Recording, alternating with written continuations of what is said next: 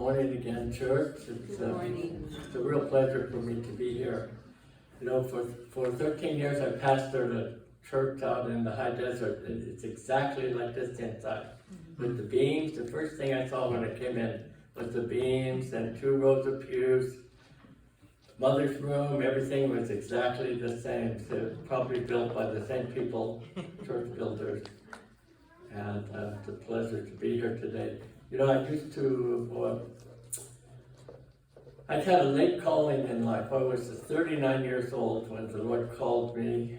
And so about 25 years ago, God sent me back to school. And I used to be on the conference president's list where if a church needed a speaker for that week, they could call me. And Pastor Bell was pastoring out in hot El Centro, California. And in the summertime, nobody wants to go to El Centro. So I'd love to go. I'd go any place they asked me to go. Amen. And so I happened to see Pastor Bell at there was a funeral in the afternoon at Loma Linda. I think he might have brought one of your children, gone with one of your children or something there. And then I saw him and he asked me if I could preach for him. Yes, and I met you there. Yes. And I said, no. I said, I'm working 40 hours a week. It's hard on crutches right now. And then I remembered that God's been telling me to write a book, you know, and I haven't got that book written yet. And so I wanted to share, I know I need to share some things, be a witness for the Lord. And that's what He wants all of us to do, isn't it? It's like the text said today, we are His witnesses in this world. We're Jehovah's Witnesses too. Even though sometimes people get us confused with JW, SDA, LDS, and all of that. We know who we are, and we have a message, and we're witnesses for the Lord too. So I'm going to share a few things with you that God has done for me, because a lot of times, I would say, I know many of you have stories about things God has done for you, and you haven't told it to the whole church, or you haven't told it in a long time. For instance, one time I told some of the stories that I'm telling you in the Moreno Valley Church, and this was when I was new. You know, somebody called me the night before who was doing Sabbath school and said, Fred, could you stand up and could you tell a little bit, 5 minutes of your story tomorrow? And I said, sure, Mary. And I didn't sleep that night. I was so nervous, you know.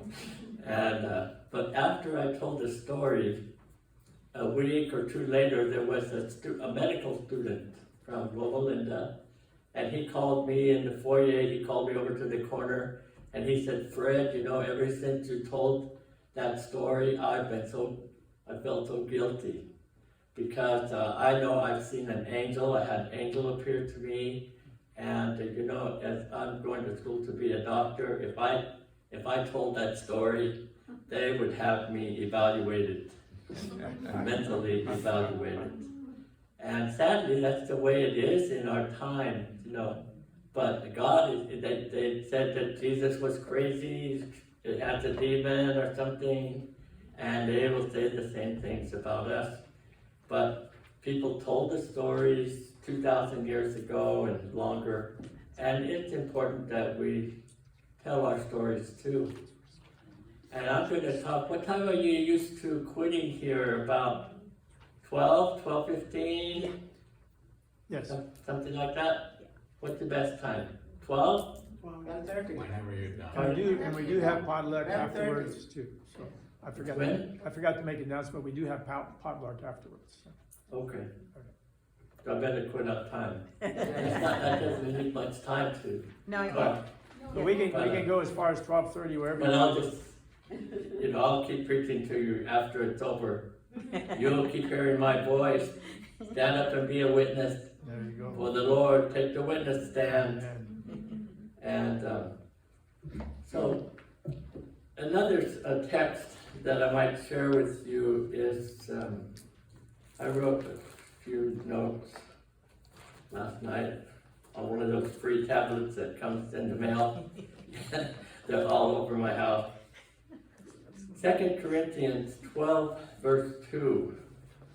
And this is a text that we don't read too much. And it was the Apostle Paul, 2 Corinthians 12, verse 2. You can turn there or I'll just read it.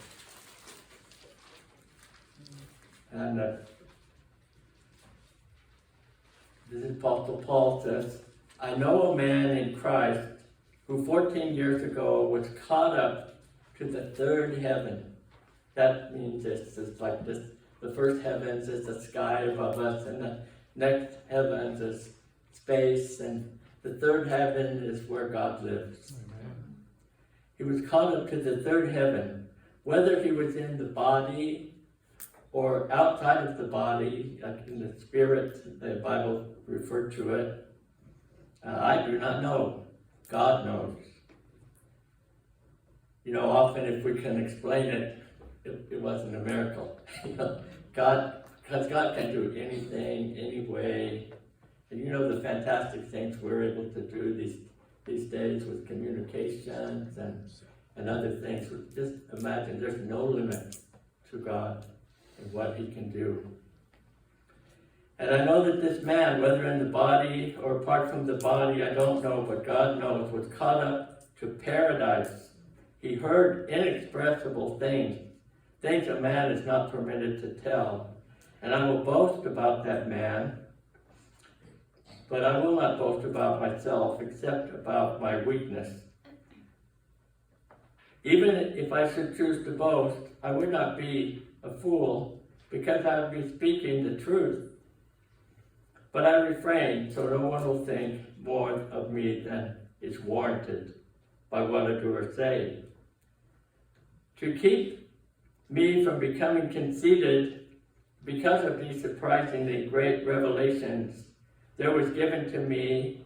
So in this text, it begins by saying, I know a man who was taken to the third heaven, but here it looks like Paul is saying it was actually him who was taken to the third heaven. Amen. And that's what theologians believe.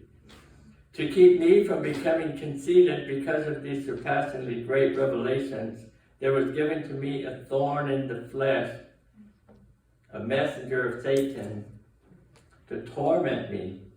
3 times I pleaded with God, Lord, take these crutches away from me.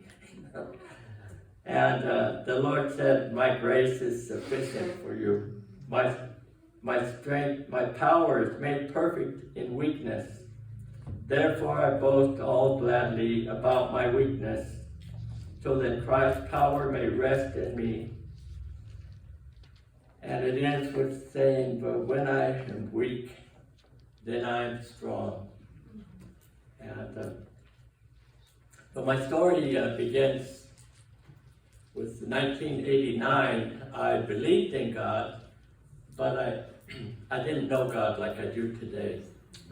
And I worked for an air conditioning company, Wingate Air Conditioning in those days. And it was 11:45, just about exactly this time of day. I looked at the clock. I was at the shop. I said, I don't want to get started on another job before lunch. So I thought I'll just take this van for a ride down up the freeway. And I was around Chicago Avenue and Riverside, so I went east up towards Moreno Valley.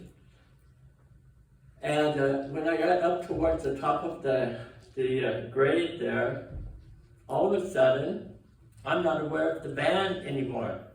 And I could see clouds passing by in this direction. You know, if clouds are passing in this direction, you're going straight up.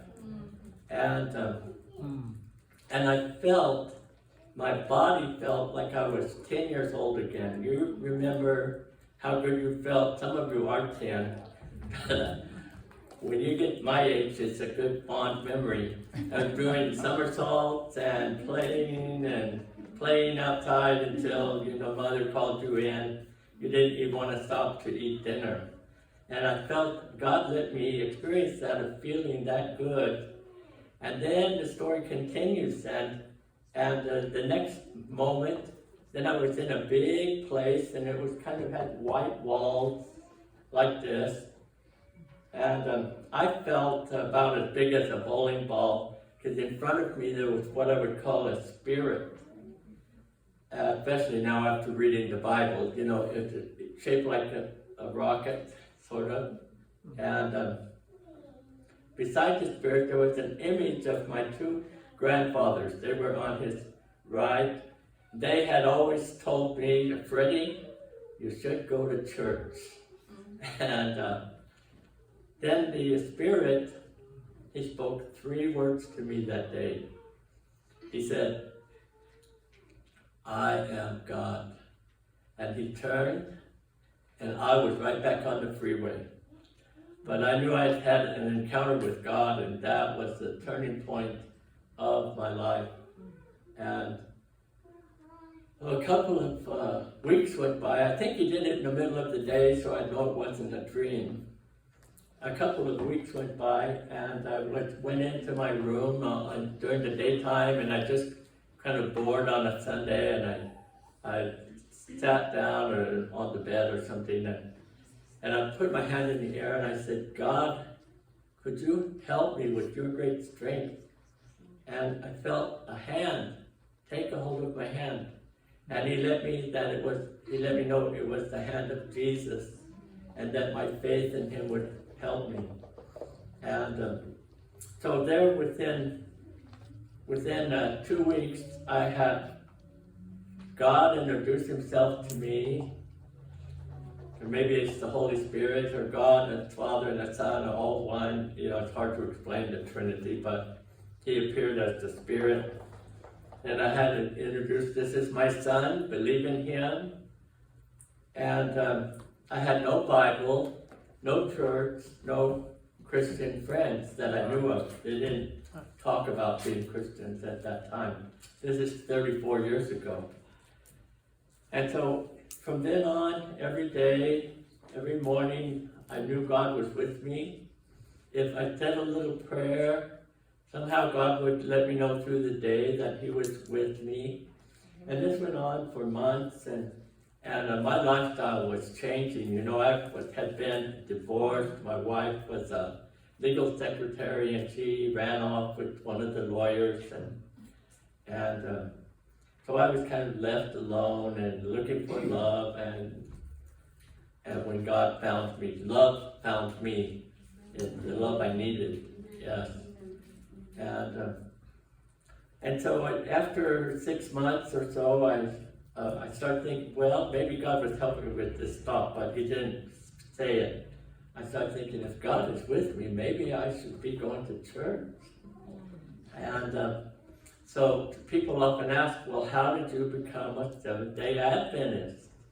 Well, at the same time that God was doing this with me, the Sunnymead Seventh-day Adventist Church, where I know this dear lady from, 2 ladies, yes, and their families, I remember so fondly. Best job in the church was a greeter.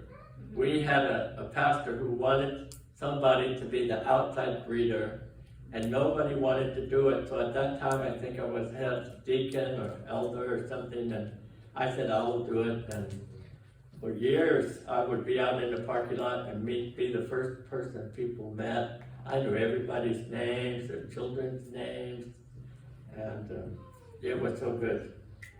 But just as I'm thinking, what church should I go to? I have no idea. A postcard came in the mail, and it promised a free Bible. It had a picture of somebody on a horse with a sword, and it was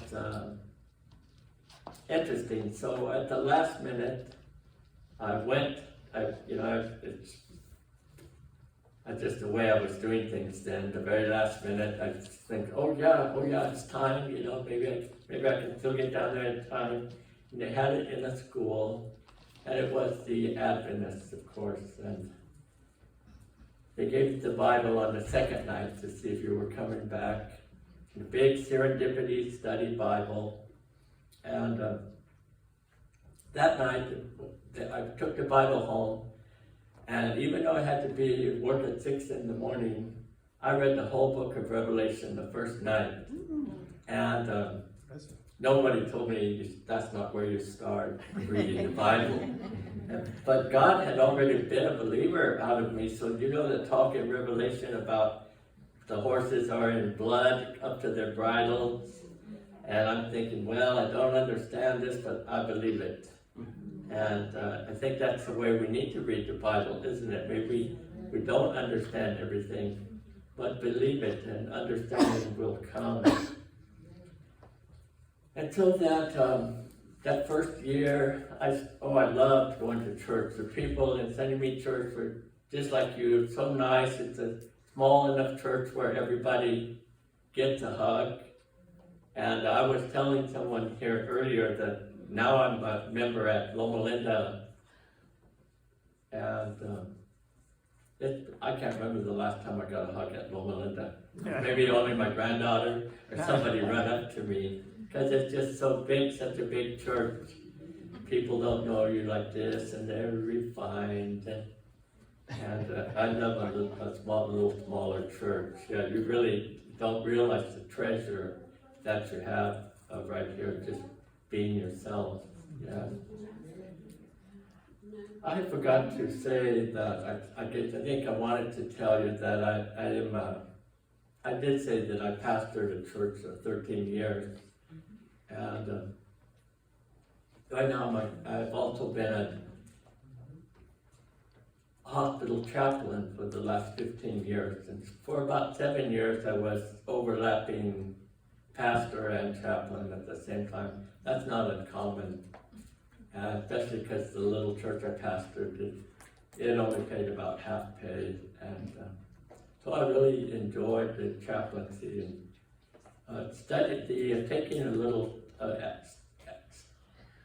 chaplaincy study training is one of the requirements for ordination in this conference, for a pastor's ordination. So that's how I got into that, and the instructor was the head chaplain at Loma Linda, and he envisioned me as a chaplain, and he gave me a little piece of paper for a part-time job, and I figured it would give me a couple hundred every week, and before long, I was working for a hospice in Glendale and San Bernardino, and pastoring my church, which was 77 miles from home. So I was driving 1,000 miles a week, and I remembered praying the prayer of Jabez. The prayer of Jabez, you know what that is? Dear Lord, please enlarge my territory, and He'll do it. And so, in some time, I might share another story then, since this is where I'm at. I have a lot of stories to share in the book, and I have them put together, but not completely put together. After working for a hospice in Glendale for a few years, and I liked working in the LA area. My grandfather had worked downtown there most of his life, and I could see that they had me training somebody whose sister had gone to school with the boss's wife to take my place. That didn't feel good. That kind of like digging my own grave. And one morning, God woke me up about 3 in the morning, which is about the time He wakes me up every day. But He said, trust me. And that's the whole lesson, isn't it? Whatever's going on in our lives, trust me. And so a couple of weeks went by. Of course, in trusting Him, I still had a little anxiety about this situation.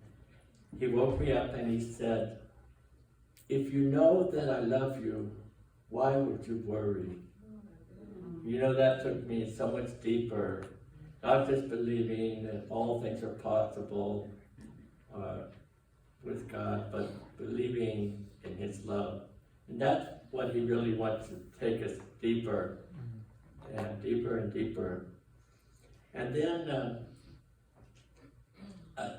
another couple weeks passed, and I used to drive to Glendale and get there at 4. I would leave my house at 4:45, get there at 6, eat in a nice restaurant, go park in front of the building that didn't open till 8, and I would put on my sunglasses, put the seat back, and sleep for 1 hour. And God would always wake me up right at 8 o'clock. This particular morning, I was awakened by a vision of a half a circle of angels. And they were so colorful, and they shouted at me in harmony. You know harmony? I don't have it, but obviously that's why during the song I stood way back there. I didn't want anybody to run out. The angels shouted at me, "Good morning." Oh, I'll take my breath away. To get woke up by the angels like that, only the voice of God could be something greater. And as I drove around that day, I was in Glendale and Los Angeles, and I thought, this really is the city of angels. And I wondered about the angel stories that must be there. And my grandfather, who was very religious, he worked downtown for 38 years. And I thought he probably had some stories he didn't tell me yet, And so at the end of that day, though, God was setting me up all this time over a 3 or 6 weeks period. Because at the end of that day, the owner called me in and said, "Well, Chaplain, we really appreciate you stepping up to the plate when we didn't have anybody, but we don't need you anymore." And so as I drove away, I could see, like Psalm 91 says, that angels hold her up in their hands. And they did, and so I was still pastoring my little church, so I had half of the income still. And I was taking a veteran home after prayer meeting. He lived 10 miles out in the desert in a camper, not the kind that slides into a pickup. He didn't have a pickup though, just on the ground. He had a water barrel there that sometimes a truck would come and deliver him a little water, and I was taking him home, and I had filled a couple barbecue gas bottles for him. And my phone rang driving down that long dirt road, and it was the head chaplain at St. Bernardine. And he said, "Chaplain, somebody told us about you, and we're wondering if you'd like to come to us to talk to us about working here." And so I could easily see that you've heard this time and time again. God closed the door because I'm not a quitter. I would have gone on that my groove in the road, doing that hard thing of going so early. I would have kept doing it, until I died if God hadn't closed that door. And then when that door was good and closed, He opened another door for me that I could not see. I certainly couldn't see myself working at the Catholic hospital, for 15 years. So and there are a lot of Adventist nurses and doctors there, and not too many patients, but quite a few. The thing is, when Adventists register their patients, they don't always tell them they're Adventists. They might put Christian or Protestant, something like that. So I have to discover that they're Adventists. It's always a big surprise. I visited a 90-year-old man the other day, and I said that the chart says that you're a Jehovah's Witness. And he said, "Oh no, we're a Seventh-day Adventist." And just kidding, I said, "Do you belong to that crazy church?"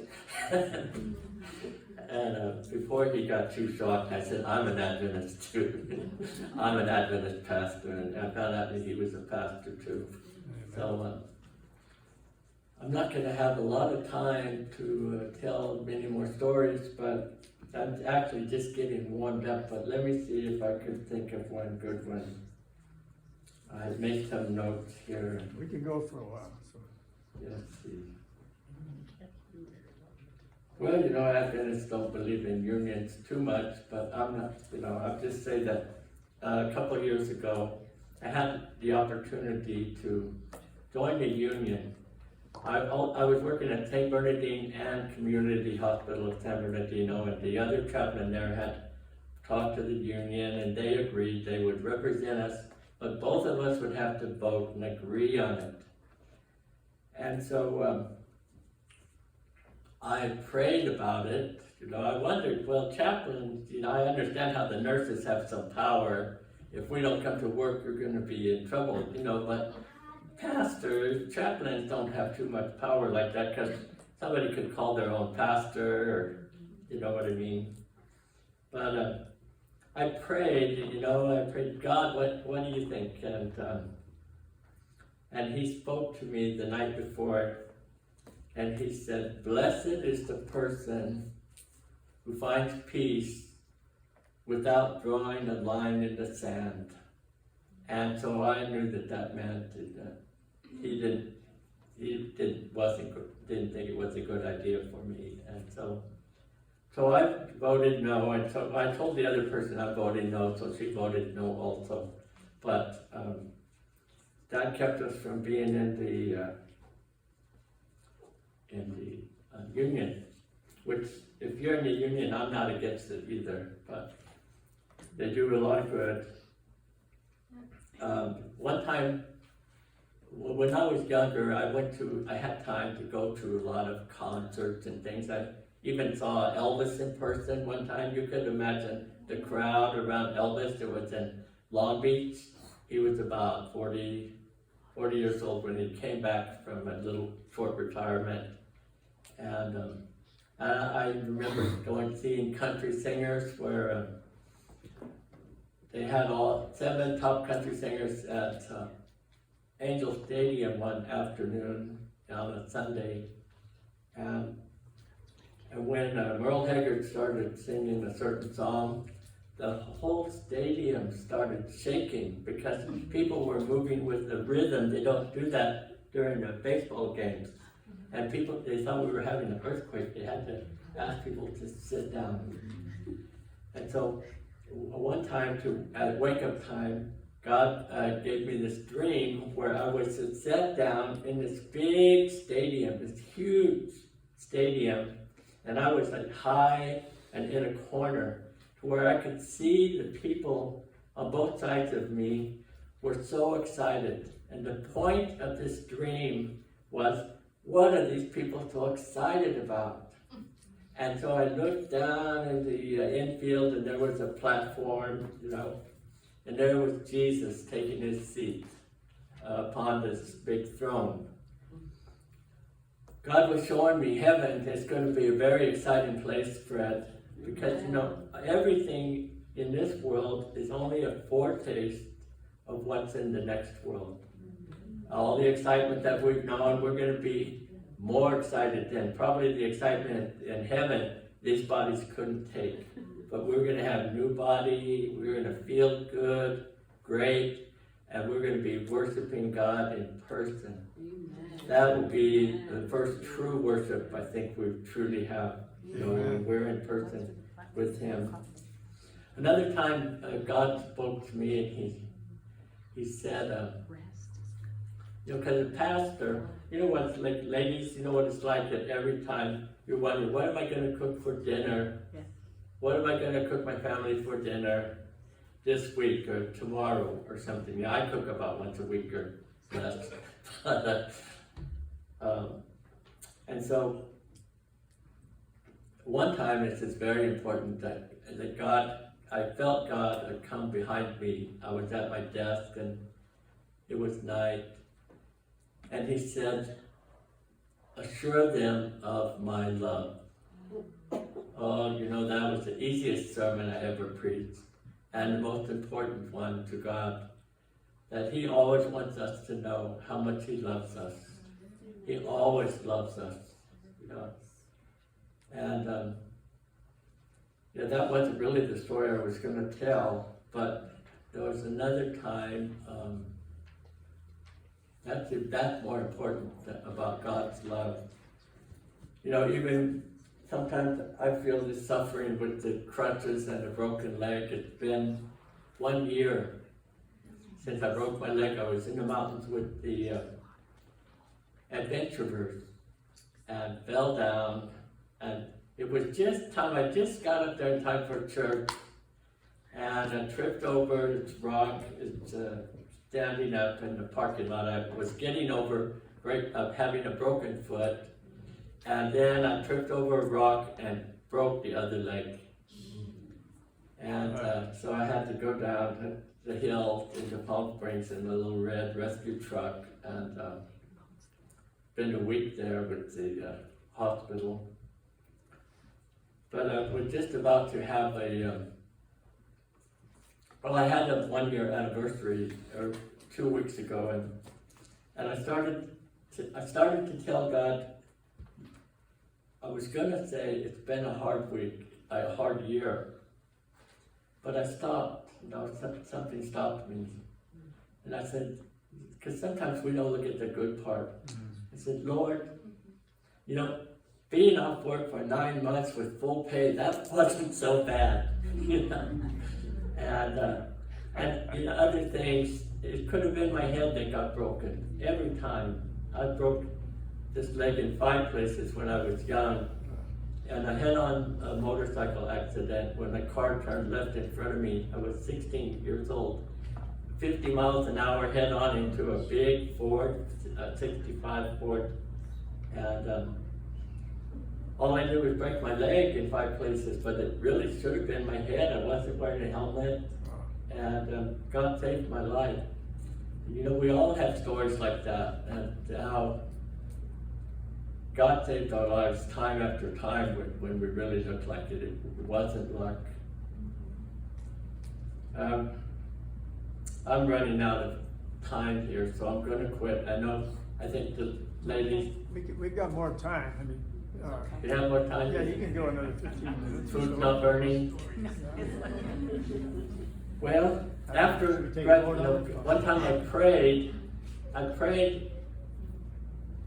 God, this was 1990, God, I want to get to know you better, because I was falling in love with God. I was really loving everything about the church, the congregation. I couldn't wait. I would get to church early, stay late. I wasn't a member there very long before I had a key to the church, you know. And so I prayed, God, I want to get to know you better. And that's when God told me in a dream that very night, go to La Sierra University and serve me. And when I tell you to do something, you don't have to ask where the money's coming from. So he kept encouraging me. I didn't quit my job the next day. I had a pretty girlfriend there that was the church secretary, and I took her home one night, and I didn't take, not to my home, I took her home from a prayer meeting. And I'm glad I caught that one. And anyway, though, we did kiss in the moonlight, you know. And that night God spoke to me, and he said, if you marry her, you will not do what I've asked you to do. And so, you know, she was so soft and sweet and everything I've been wanting, but it's like, well, you choose. And so I had to let her go, you know. And every time a woman came into my life after that, because God had this calling on my life, he kept telling me, say goodbye to Mary. Just pay attention to your calling. And so I quit. But there was one good friend in the university, her, Wendy, and she was married. She would come to me, because I worked in this holy place for the heritage room. She would come for prayer, pray about her mean husband, and so sometimes I did say, Lord, I wish I had a wife like Wendy, you know. And so at one point, God told me in a dream, he said, Wendy's husband is gonna die. And she's gonna marry somebody else, not you. You know, that was kind of hard to take, and it was about a month, and I was standing at his funeral. And then I saw my friend, you know, she had needs, and I even bought her furniture, but I couldn't say, you know, marry me. And I know that's what she needed, was a husband, and she never did marry anybody because she had such a big school bill. You know, she owed hundreds of thousands of dollars. But the day that I graduated with the BA, I have a couple master's degrees after that. With the BA, you know what they say, the day you graduate, you're unemployed, finished with school and unemployed. I went home and I was in my recliner, and I took a little nap, and God spoke to me in a dream. He said, check your email. So I went in the other room, turned on the computer, checked the email, and a doctor's wife, she and I were head of the prayer ministry at that time for the Inland Empire. And she had written me a note that said, he who began a good work in you will be faithful to complete it. Now, any of you connected to La Sierra in any way? There was a professor there named Bailey Gillespie, and he's in psychology, among other things. He wrote a lot of little books, and he told a story that while he was pastoring a church out in the San Fernando Valley, that he took the children out after church one Sabbath afternoon, and they were knocking on doors, just inviting people to come down to the church. You know, we're in the church down on the corner, and he said it didn't take long for the kids to get tired of that. But one of the kids said, God wants us to keep knocking. And so he said, well, oh, he does. Did he tell you what door? And she said, yes, that's the house over here. And so they went and they knocked on this door, and there was no answer. And the little girl said, God wants us to keep knocking. Okay, well, keep knocking. And finally, the door opened very slowly, and a woman entered the door and said, why did you knock on my door? And the story is that she told them she was just about, her and her children were about to drink poison. They were going to commit suicide. And God had them knock on that door. And she became a member of the church, and her whole family's life was changed. And of course, she went from feeling like killing herself to having the joy of being part of the congregation and God's family. And so there are so many stories, you know, that I have, but then also that you have. And one I'll finish with. This will be the last one, I promise. Okay. That when I joined the church, there was a nice old man named Gene Beals, and he would come out to Moreno Valley. He lived in Riverside. He was retired, but he would come out, and we had some Bible studies at a person's home every week, and he always brought me a little book or so, you know, and I had a stack of books that I hadn't read yet, although I was reading a lot.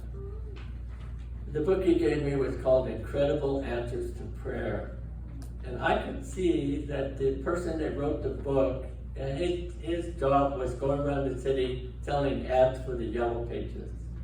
And he would always ask the business, do you have anything you would like me to pray about? And pray, and so anyway, the man that wrote the book, he said that he prayed for an hour every day. And at that time, you know, I was a new Christian. I said out loud to myself, who could pray for an hour every day? And a voice spoke to me immediately and said, "Why don't you try it?"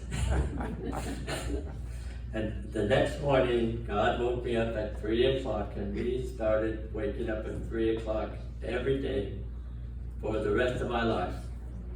And at first, I wake up, and so how am I going to pray for an hour?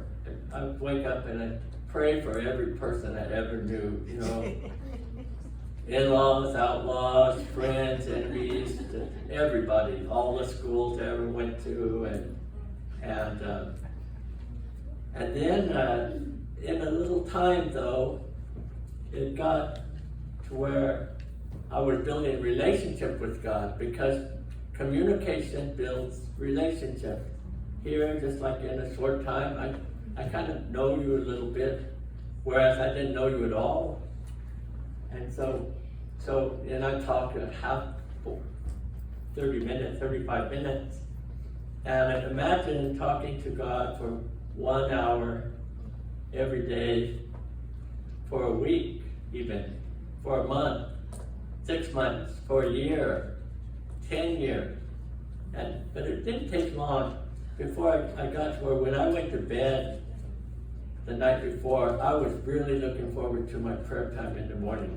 Because to have a personal friendship and prayer time with God is the greatest thing I could say. The Bible says, draw near to God and He will draw near to you.